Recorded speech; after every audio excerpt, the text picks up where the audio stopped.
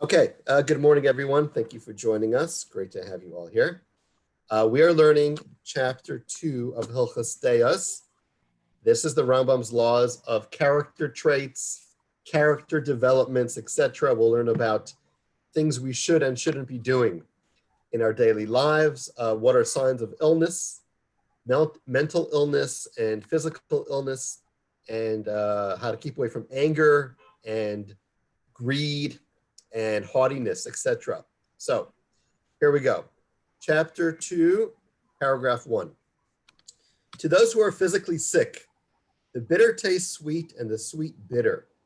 Some of the sick even desire and crave to eat that which is not fit to eat, such as earth and charcoal, and hate healthy foods, such as bread and meat, all depending on how serious the sickness is. Similarly, those who are morally ill desire and love bad traits. They hate the good path and are lazy to follow it. Depending on how sick they are, they find it exceedingly burdensome. So the first sign of illness is that we look at something which is unhealthy and we want it. And something which is healthy, we don't want it. Isaiah chapter 5 speaks of people in a similar manner. Woe to those who call the bad good and the good bad. Woe who take darkness to be light and light to be darkness, who take bitter to be sweet and sweet to be bitter. Concerning them, Proverbs chapter 2 states, those who leave the upright path to walk in the ways of darkness. What is the remedy for the morally ill? They should go to the wise, for they are the healers of souls. They will heal them by teaching them how to acquire proper traits until they return to the good path.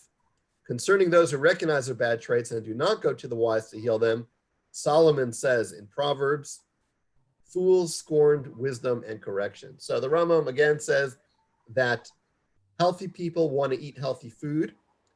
They want to do the right thing. They want to stay healthy. And when people are not healthy, they want to eat things that are bitter, and they may even want to eat things that are unedible. And that is a first sign of illness. A person should go to a doctor if they need help. And if a person refuses help, then that is even a greater sign of illness. Okay. Paragraph 2. How are they healed? We tell the wrathful man to train himself to feel no reaction, even if he is beaten or cursed. He should follow this course of behavior for a long time until the anger is uprooted from his heart. So for people who suffer from anger, the Rambam here talks about anger management, is that they should go to a place where people will make them extremely angry and control themselves to have no reaction. So the way to uproot the anger from your heart is to go to a place where you know they'll make you angry and you control yourself to the fullest degree. The man who is full of pride should cause himself to experience much disgrace. He should sit in the lowest of places, dressed in tattered rags, which shame the wearer, and the like, until the arrogance is uprooted from his heart and it returns to the middle path, which is the proper path. When it returns to the middle path, he should walk in it for the rest of his life. One should take a similar course with each of the other traits. A person who is swayed in the direction of one extreme should move in the direction of the opposite extreme and accustom himself to that for a long time until he has returned to the proper path, which is the midpoint for each and every temperament. So, as the Rambam wrote in chapter 1 and continues to explain, the middle path is the best. A person should always go on the middle path. You shouldn't be too greedy, and you shouldn't be such a spendthrift. You have to be responsible with your money. You shouldn't be too angry, and you shouldn't be a person who acts as if you're dead and you have no reaction at all. You always have to go on the middle path. And what do you do if you're on the wrong path? You have to go to the opposite extreme to get used to it, and then you could eventually make your way back to the middle path. Paragraph 3. There are temperaments which regard to which a man is forbidden to follow the middle path. He should move away from one extreme and adopt the other. So there are some exceptions to the middle path where we don't want the middle path. There's some things you got to keep so far away, you don't go middle. What is that? Amongst these is arrogance. If a man is only humble, he will not follow a good path. Rather, he must hold himself lowly in his spirit and very unassuming. This is why Numbers states, describe our teacher Moses as very, very humble and not simply humble. So the Torah says Moshe was humble, me'od me'od, very, very humble. It doesn't say a little humble. Why? Because arrogance is something we need to keep very far away from at all times. Therefore, our sages directed, hold oneself to be very, very lowly. Also, they declared, whoever is arrogant, it's as if he denied God's presence, as implied by Deuteronomy chapter 8, and your heart will be haughty, and you will forget God your Lord. Furthermore, they stated, whoever is arrogant should be placed under a ban of ostracism. This applies even if he is only somewhat arrogant. Okay, the Talmud actually explains that when someone's arrogant, they take up the whole room. There's no room for anybody else because everything is centered around them. And to the point that it's not only that no other people can feel their presence in that room, but even Hashem can't feel himself in that room, so to speak. That's what arrogance does. It takes up the whole room, takes up the whole town, and it doesn't even allow Hashem to exist, and therefore it's a form of idol worship. Anger is also exceptionally bad. It is fitting and proper that one should move away from it and adopt the opposite extreme. So here's two examples. The Rambam says, anger and arrogance are two things you got to keep far away from, and you do not go in the middle path. He should school himself not to become angry, even when it's necessary or fitting to be angry. If he should wish to arouse fear in his children and his household, or within the community, if he's a communal leader and wishes to be angry at them to motivate them to return to the proper path, he should present an angry front to them to punish them, but he should be inwardly calm. He should be like one who acts out the part of an angry man in his wrath, but is not himself angry. So there's times you have to pretend to be angry in order to correct people if you're a teacher or you're a parent, but you yourself, should be in full control of yourself and not be angry at all. The early sages said anyone who becomes angry is like one who worships idols. They also said whenever one becomes angry, if he's a wise man, his wisdom leaves him. If he's a prophet, his prophecy leaves him. The life of the irate is not true life. So we can see this clearly in our lives. If you know someone who's angry, it's very difficult to be around them because the smallest thing can set them off and it makes it extremely unpleasant. The most pleasant situation can change in a moment with somebody who's angry. And it's like worshiping idols. Why? Because when someone is constantly angry, that means that everything revolves around them. Okay, I don't like the weather, I get angry. I don't like the way people are acting, I get angry. That means that I am the ultimate, and therefore that's a way of worshiping idols.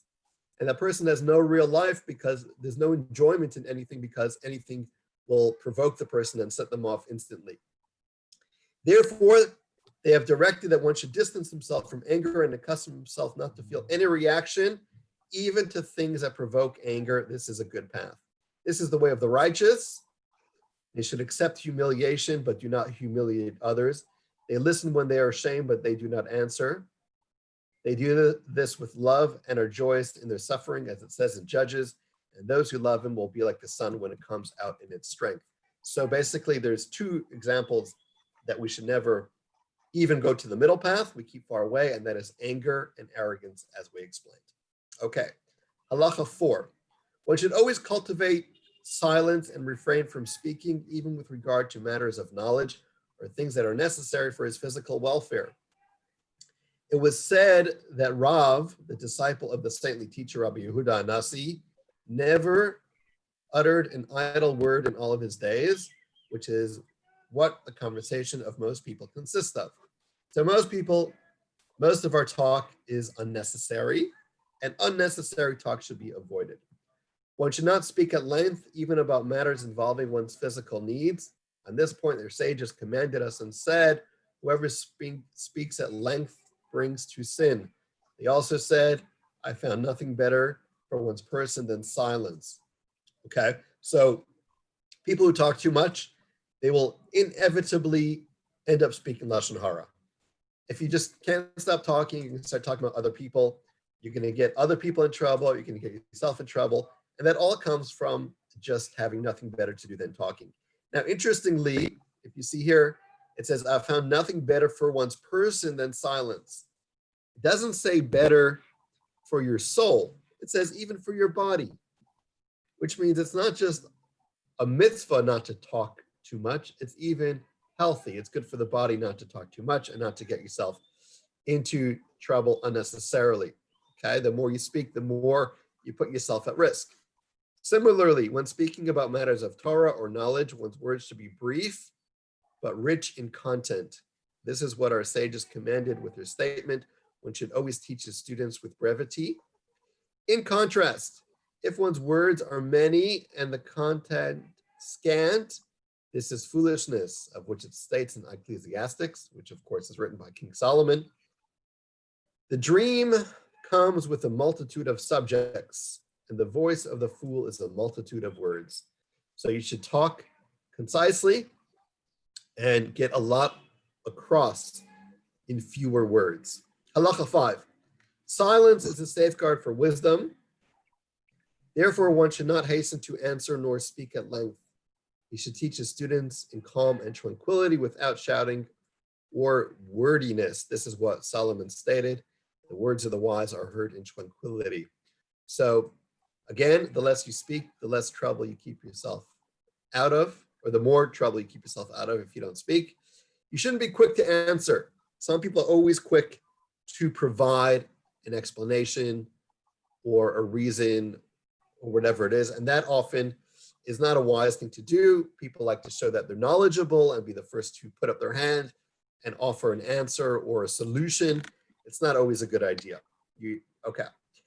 Paragraph 6. A person is forbidden to act smooth-tongued and luring manner. He should not speak one thing outwardly and think something else in his heart.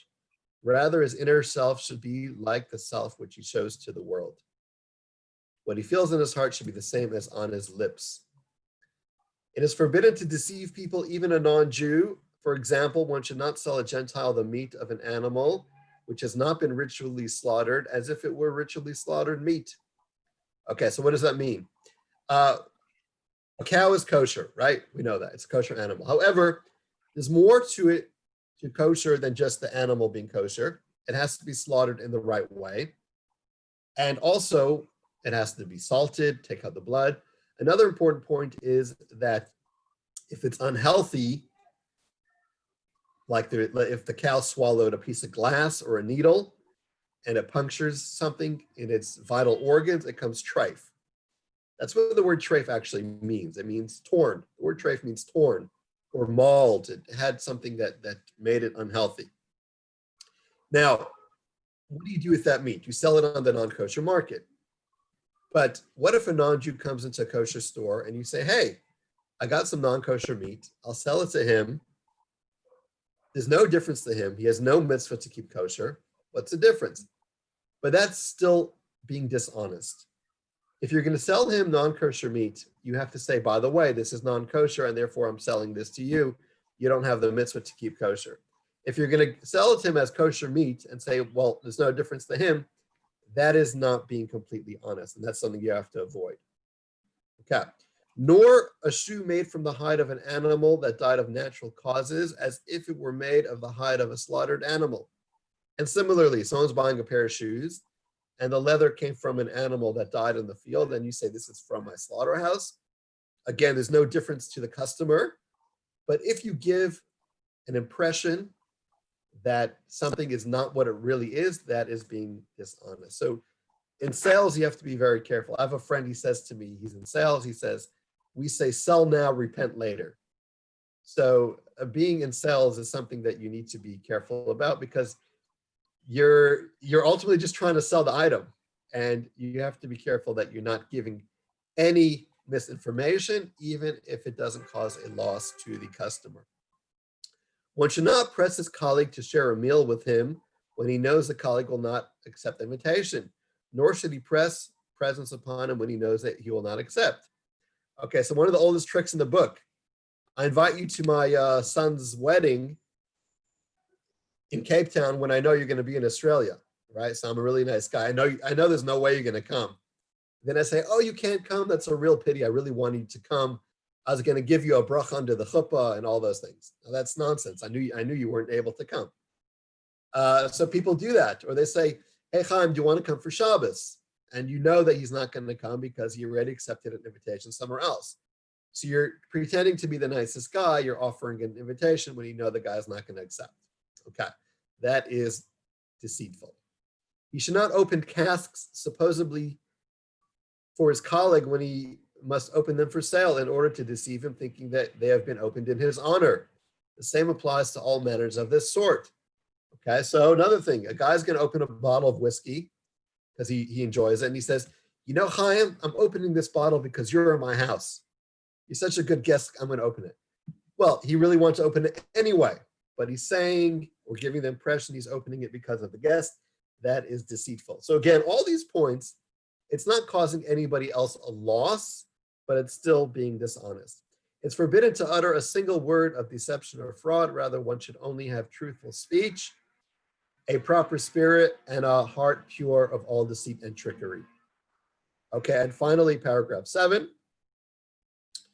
One should neither be constantly laughing and a jester, nor sad and depressed, but happy. Okay, so there's some people out there, everything's a joke. Everything's a joke. You can't get one serious word across. And then there's somebody else, the guy's never happy. Either of those extremes are not good. Our sages declare jesting and lightheadedness accustom one to lewdness.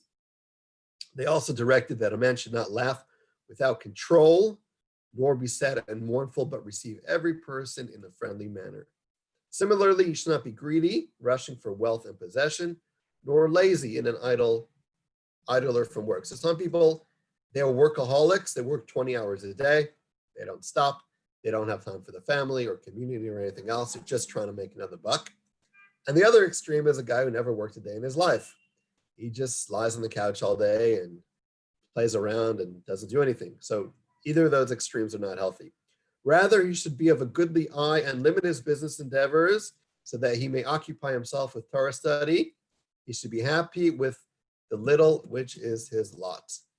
He should not be quarrelsome or envious temperament, full of desires, nor pursue honor. Our sages have said, envy, desire, and honor remove a man from this world. That, of course, is from Pirkei Avot. The general principle is that one should follow the midpoint quality of each temperament until all his traits are aligned at the midpoint. This is what is implied in Solomon's statement, make even the turning of your foot and make all your ways firm. Okay. Thank you, guys. Any questions? Yes, I've got a couple of questions. Sure. When the Rambam talks about arrogance and humbleness as the two extremes, and he's saying, find that middle point. Where does pride fit into all this? Because arrogance and pride can be sort of in a similar place. So what I mean is your kid gets elected at King David to be the head boy. Now, some people are arrogant about it. Like, I always knew my kid from grade 1 was going to be the head boy of the school. Another one is just proud of his child. And then now you talk about keeping your mouth shut and not saying things. There's a whole lot of things that overlap here to make life quite complicated if one is trying to be a so-called pious person. Okay, so it's a good point. There's a difference between arrogance and pride. Pride is healthy. A person should feel good about themselves, about your accomplishments. If you don't feel pride, you're going to be less productive, okay? You want to be productive and feel good about it. You don't want to express that to others necessarily. So arrogance is self-promotion, telling everybody, if your son is the King David head boy or he wins the trophy, feel good about it and tell him, etc. But to tell everybody else and to make yourself the king of the town, that is an extreme that we're trying to avoid. So there So is a everything's dividing gotta, line there. yes, everything, we got to use seichel, and to know what is healthy and what isn't. Then there's another thing that came through my mind on this. We've also learned in other things that if somebody is breaking the mitzvah or not doing something properly, we're supposed to tell them. So let's say the person has only wound the tefillin 5 times on his arm, and you notice this, that they say we should tell the person so that he would rectify his mistake. You also get now an anger that could come out of that person because he may see this as humiliating him. And it's another thing we're not supposed to do, which is to humiliate your fellow. So that, Yes. I'm very often tempted to say something, but worried about the reaction that I'm going to get. So make sure you tell the person in the way that you would want that person to tell you. Okay. So if you see someone who's going to make a bad investment and you help the person, the guy's going to thank you later on when he realizes it, hopefully.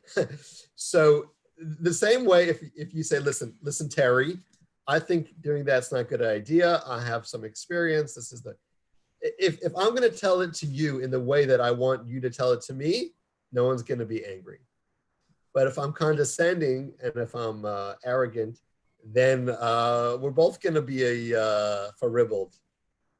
So, again, a lot of it just depends on seichel. We just got to use our good instincts, our brains, which Hashem has gifted us with. And hopefully that will help avoid any trouble amongst the community. And then the last thing is this point that he talks about people that are joking and laughing and unnecessarily.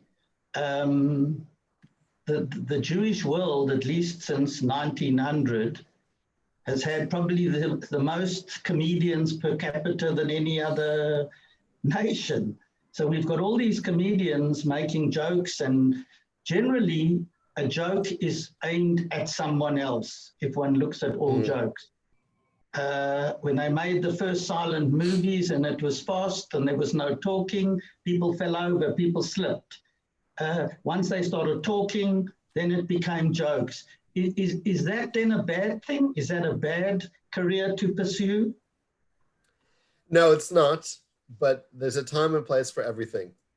So someone's got to make a living. I don't want to put Nick Rabinovitz out of business or anyone else. They're doing a great job. But if you ever have a person in the workplace, for example, or in your family, where you're trying to do something and everything's a joke, it's very frustrating, You're trying to get something done. You're at a meeting and everyone's time is precious, and one guy's just doesn't let you make any resolution because everything's a joke. That's something we got to avoid. So there's a time and place for everything. So what you're saying, if it's in excess, if it's an all the time thing, it's wrong. It's wrong, and it's not healthy. It's not productive. So because when you're at a bar mitzvah or a fundraiser, and the guy is up there making jokes, that's great. That's wonderful.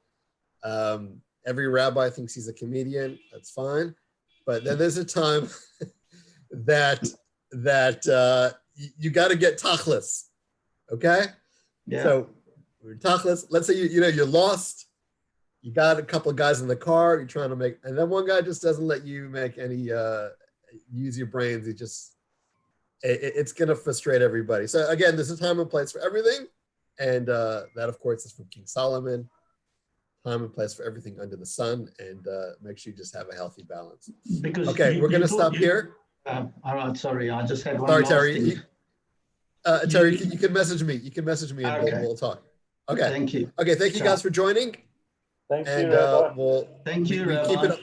keep it under a half hour as we commit to do. So thank you all. And tomorrow at 1 p.m. we continue. Thank you, guys. We'll speak to you. Thank you, Rabbi. Bye-bye. Thank you. Bye. Thank you. Bye-bye. Bye.